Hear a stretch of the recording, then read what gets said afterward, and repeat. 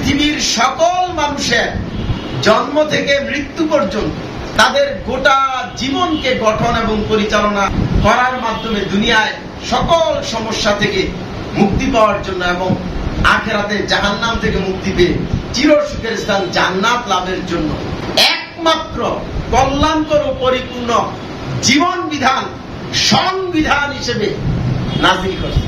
তাহলে এই ইসলাম দিয়ে গোটা মানব জাতি চলবে। এই ইসলাম শুধু মসজিদে মাদ্রাসা বক্তব্যে নয়, এই ইসলাম সংসদে চলবে, এই ইসলাম অফিস আদালতে চলবে, এই ইসলাম রাস্তাঘাটে চলবে, হাট বাজারে চলবে, আপনার পরিবারে, আপনার জীবনে, প্রত্যেকটা মানুষের জীবনে, জীবনের প্রতিটা ক্ষেত্রে চলবে কি ইসলাম। এই জন্য আল্লাহ রাব্বুল আলামিন ইসলাম প্রদান করেছেন। যেই ইসলাম আল্লাহ রাব্বুল আলামিন দিলেন মানুষের দুনিয়ায় সকল সমস্যার সমাধানের জন্য, যেই ইসলাম মেনে চললে আল্লাহ খুশি হয়ে চলার পথে কিছু ভুল ত্রুটি থাকলেও এগুলো ক্ষমা করে তাদেরকে জাহান্নাম থেকে মুক্তি দিয়ে চিরসুখের স্থান জান্নাত প্রদান করবেন, সেই ইসলামটাকে ধর্ম বানাইয়া জীবনের কিছু ক্ষেত্রে হালুয়া রুটি আর বড় বড় সালাম, পেট আর পকেট ভর্তি করার ব্যবস্থা তৈরি করা হোক। মুসল্লি যদি অজুর ব্যাপারে একবার অজু করে আইসা দাঁড়ায় যায়, তার যে গুরুত্ব ইমাম সাহেবের খেয়াল করতে হবে কয়েকবার ঠিক মতো হয়েছে কিনা। কারণ তার অজুটা না হইলে শুধু তার সালাত নয়, এখানে শত শত মুসল্লির সালাত কি হয়ে যাবে, নষ্ট হয়ে যাবে। তাহলে গুরুত্বটা কত বেশি। ইসলাম গোটা জীবনের সকল সমস্যার সমাধানের জন্য। যদি জীবনের সকল ক্ষেত্রে ইসলাম না থাকে, ইসলামের প্র্যাকটিস না থাকে, তাহলে জীবনের সকল ক্ষেত্রে কি আপনি সমস্যা থেকে সমাধান পাবেন? আপনাকে যে প্রেসক্রিপশন দেওয়া হলো আপনার সমস্যার সমাধানের জন্য, এই প্রেসক্রিপশন ধুয়া দিয়ে যদি খান, এটারে চুমু খান, এটারে বুকের সাথে জড়ায় রাখেন, কিন্তু এখানে যে নিয়ম দেওয়া হলো, এখানে যে ওষুধ দেওয়া হলো, এখানে যে আপনাকে পথ্য দেওয়া হলো, আপনি যদি এগুলো সঠিক নিয়মে সঠিকভাবে ব্যবহার না করেন, কার্যকরী না করেন, তাহলে আপনি কি আসলে ট্রিটমেন্ট করছেন না আপনি নিজেকে ধোঁকা দিতেছেন? নিজেকে ধোঁকা দিতেছি। তো যারা ইসলামকে ধর্ম মনে করে ধর্মীয় কিছু আচার অনুষ্ঠান পালন করে জান্নাতে যাওয়ার স্বপ্ন দেখছে, আর আমি ইসলাম ধর্মের লোক, সমাজে রাষ্ট্রে যদিও আমি মানব রচিত ব্যবস্থা মানি, আমি আল্লাহর কাছে দুনিয়ায় কি চাই? শান্তি চাই। এই শান্তির আশা করা কত বড় বোকামির কাজ, এটা বুঝতে পারছেন? তাই এখন আমরা ইসলামী সমাজ হিসাব বলতেছি, কি বলতেছি? যে আজকে বাংলাদেশে, বিশ্বের প্রত্যেকটা দেশে একদিন দুই দিন না, বাংলাদেশের 54 বছর যাবত, এর আগে পাকিস্তান আমল, এর আগে ব্রিটিশ আমল, এর আগে আপনি যে প্রাচীন আমল বলবেন, এইভাবে বিশ্বের প্রতিটা রাষ্ট্রে, রাষ্ট্রের মানুষগুলো কি অচল আছে? অচল তো নাই। তাহলে কি দিয়ে চলতেছে? আজকে বাংলাদেশ সহ বিশ্বের প্রত্যেকটা রাষ্ট্রে মুসলিম এবং অমুসলিম বিশ্বের সকল মানুষই মানব রচিত যে দিন, বাতিল দিন, আল কোরআন বিরোধী সংবিধান, এই সংবিধানগুলো তারা কি করতেছে? মেনে চলছে। এই সংবিধানের অধীনে থেকে নামাজ, রোজা, হজ, যাকাত করে জান্নাতে যাওয়ার স্বপ্ন দেখতেছে। এই সংবিধানগুলো পালন করে ওই ধর্মের ক্ষেত্রে ইসলামে থেকে দুনিয়ায় শান্তির জন্য আল্লাহর কাছে কি করতেছে? প্রার্থনা করতেছে। এমন অবস্থায় আমরা ইসলামী সমাজ আইসা বলতেছি, সমাজ এবং রাষ্ট্র তো খালি নাই। বাংলাদেশে আল কোরআন নাই, গণতন্ত্র আছে, গণতন্ত্রের ভিত্তিতে রচিত সংবিধান আছে। সৌদি আরবে আল কোরআন নাই, রাজতন্ত্রের ভিত্তিতে রচিত কি আছে? সংবিধান আছে। এইভাবে বিশ্বের প্রত্যেকটা রাষ্ট্রে ইসলাম প্রতিষ্ঠিত না থাকার কারণে আল কোরআনকে সংবিধান হিসেবে কোথাও গ্রহণ করা হয় না। যেই সংবিধানগুলো গ্রহণ করা হয়েছে, এই সবগুলোই আল কোরআন বিরোধী সংবিধান।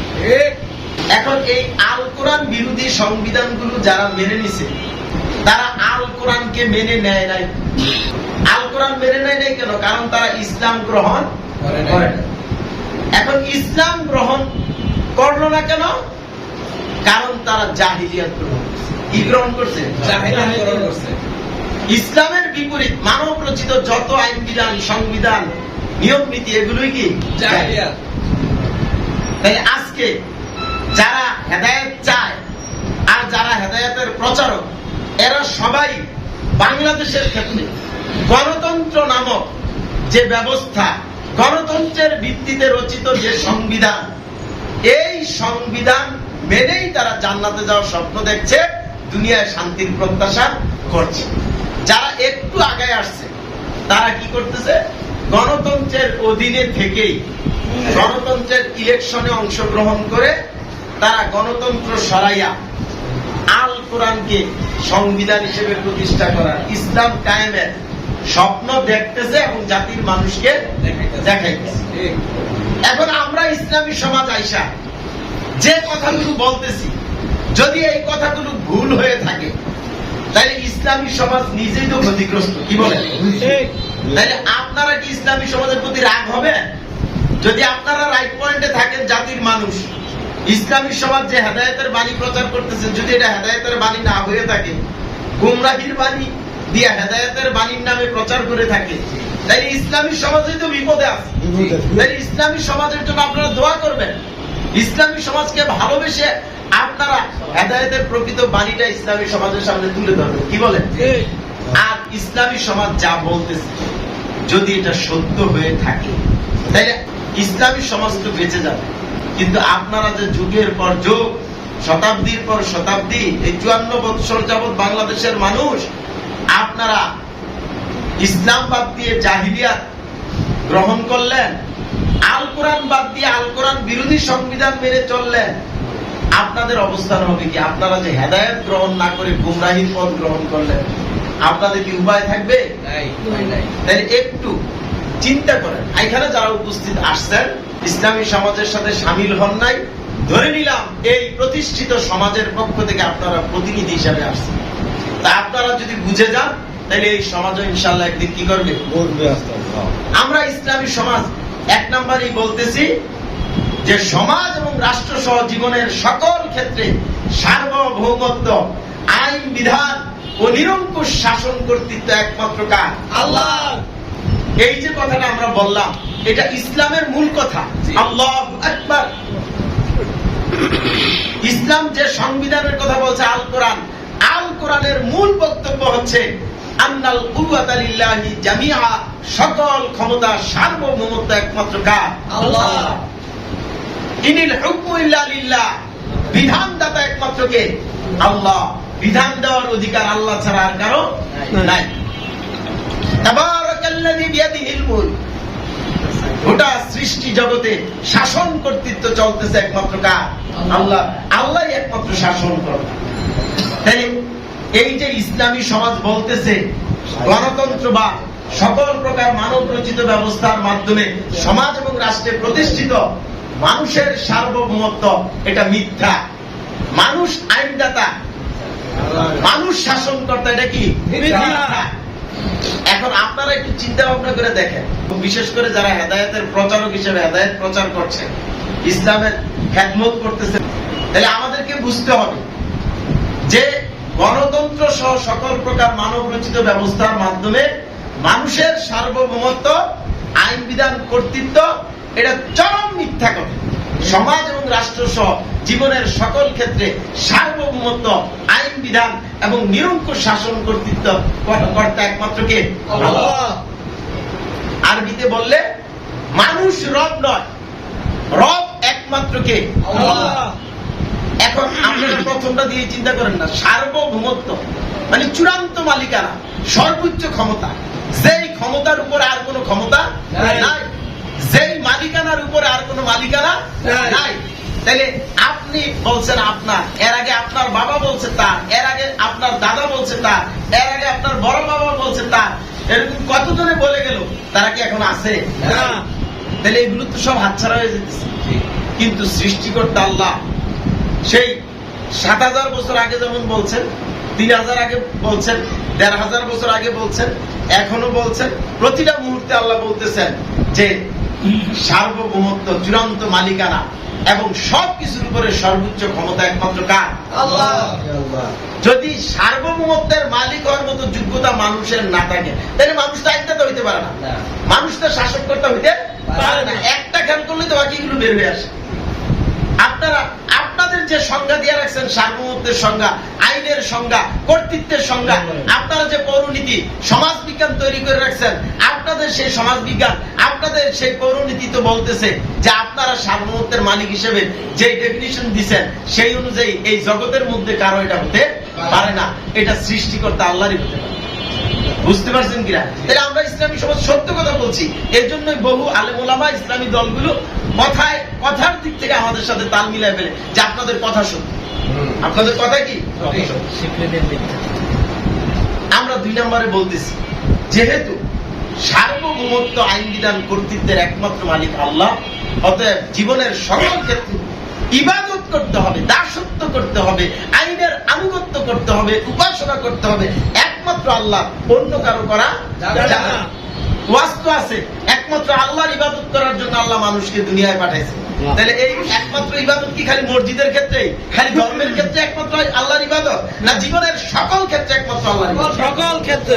তো আমরা তো এটাই বলতেছি, আপনারা তো সমাজের রাষ্ট্রে আল্লাহর ইবাদত বাদ দিয়ে মানুষকে ক্ষমতার মালিক মেনে মানুষকে ভয় করছেন, মানুষের দাসত্ব করছেন, এমপিদের বানানো আইন বিধান পালন করে আপনারা মানুষের আইনের আনুগত্য করছেন এবং মন্ত্রীদের নিকট আপনারা ধর্ণা দিচ্ছেন, তাদের মুখাপেক্ষি হচ্ছেন, তাদের গুণকীর্তন গাচ্ছেন। আপনারা কি করতেছেন? উপাসনা গায়রুল্লাহ করতেছেন। তাহলে আমরা সত্য কথাটা বলতেছি, আপনারা বুঝার চেষ্টা করেন। আপনি চাইলেও বুঝতে পারবেন না যদি আসলে প্রকৃতপক্ষে আপনি কল্যাণ মুক্তি না চান, হেদায়েত না চান। আর হেদায়েত চাইলে আপনার পীর, আপনার ইসলামী দলের নেতা অথবা আপনার যত মুরব্বী আছে কেউ আপনাকে বাইন্দা রাখতে পারবে না। আপনি হেদায়েতের বাণী খুঁজে নিবেন, হেদায়েত আপনি পাবেন। আমরা ইসলামী সমাজ 3 নম্বরে যে কথাটা বলতেছি, যেহেতু সার্বভৌমত্ব আইন বিধান কর্তৃত্বের একমাত্র মালিক আল্লাহ, আল্লাহ একমাত্র রব, মানুষ রব না, যার ফলে আল্লাহ একমাত্র ইলাহ, এই গায়রুল্লাহ মানুষ বা অন্য কোন সৃষ্টি ইলাহ না। এর বাস্তবায়নটা কিভাবে করব? এই জন্য সর্বশেষ নবী এবং রাসূল হিসেবে ইসলাম ঠিক করে দিয়েছে মুহাম্মাদুর রাসূলুল্লাহ। শর্তহীন ভাবে জীবনের প্রতিটা কাজ করতে হবে আল্লাহ রাসূল সাল্লাল্লাহু আলাইহি ওয়াসাল্লামের অনুসরণ অনুকরণে। আপনি ইসলাম গ্রহণ করবেন, রাসূলের অনুসরণ অনুকরণে করতে হবে। রাসূল শিক্ষা দিয়েছেন তাগুতের বিরুদ্ধে বিদ্রোহ করে তারপরে কি করতে হবে? ঈমান গ্রহণ করতে হবে। আপনি তাগুতের অধীনে থেকে ইমানদার মুসলিম পরিচয় দিচ্ছেন। কোথায় পাইলেন এই থিওরি? কোথায় পাইলেন এই সিস্টেম? এগুলো তো ইসলাম বিরোধী থিওরি। আবার ইসলাম কায়েম করবেন, ইসলাম গ্রহণই হয় নাই, ইসলাম গ্রহণই হয় নাই, এখন কায়েম করবেন। কায়েম করতে যাই আপনারা ফর্মুলা তৈরি করতেছেন, অথচ শর্তহীন অনুসরণ করতে হবে একমাত্র মুহাম্মদুর রাসূলুল্লাহ। আল্লাহর রাসূল কিভাবে তৈরি করছেন? ইমানের দাওয়াতের মাধ্যমে। একদল সত্যিকার ইমানদার সৎকর্মশীল লোক যারা ইমানের জন্য নিজের জীবন, নিজের সম্পদ, নিজের বাড়িঘর সবকিছু ত্যাগ করতে প্রস্তুত, কিন্তু ইমান ত্যাগ করবে না। এবং জাতির মানুষকে ইমানের দাওয়াতের মাধ্যমে, ইসলামী সমাজ গঠন আন্দোলনের মাধ্যমে ইসলাম প্রতিষ্ঠার চূড়ান্ত চেষ্টা তারা ত্যাগ করবে না। এইভাবে যখন সকল বাধা উপেক্ষা করে পরীক্ষিত একটা টিম তৈরি হয়েছে, এরা নির্ভেজাল ইমানদার, এদের হাতে অস্ত্র দিলে অস্ত্র ভুল পথে ব্যবহার হবে না, মানুষের ক্ষতির জন্য ব্যবহার হবে না, কল্যাণের জন্য ব্যবহার হবে। এদের হাতে জাতির সম্পদ গেলে লুটপাট হবে না, তসরুপ হবে না, বেগম পাড়া তৈরি হবে না, বিদেশে পাচার হবে না, মানুষের কল্যাণে যথাযথভাবে কি হবে? ব্যয়। বুঝতে পারছেন কিনা? তাহলে আমরা ইসলামী সমাজ আল্লাহর রাসূলের শর্তহীন আনুগত্যের দাওয়াত দিচ্ছি যে মানুষের আইন দিয়ে যারা নেতা বা সরকার, তাদের আনুগত্য করা যাবে না, শর্তহীন আনুগত্য করতে হবে একমাত্র আল্লাহ রাসূল হযরত মুহাম্মদ সাল্লাল্লাহু আলাইহি ওয়াসাল্লাম। আলহামদুলিল্লাহ, এই 3টা বিষয়ে দাওয়াত দিচ্ছেন ইসলামী সমাজের আমির হযরত সৈয়দ হুমায়ুন কবির। উনি বর্তমানে বাংলাদেশ সহ সারা বিশ্বের সকল মানুষের জন্য বৈধ নেতা। ওনার কাছে দলিল আছে, দলিল বলে উনি কি বৈধ। উনি শর্ত পূরণ করছেন, কারণ রাসূলের পরে যে আমির হবে, লিডার হবে, তাকে কি করতে হবে? শর্ত পূরণ করতে হবে।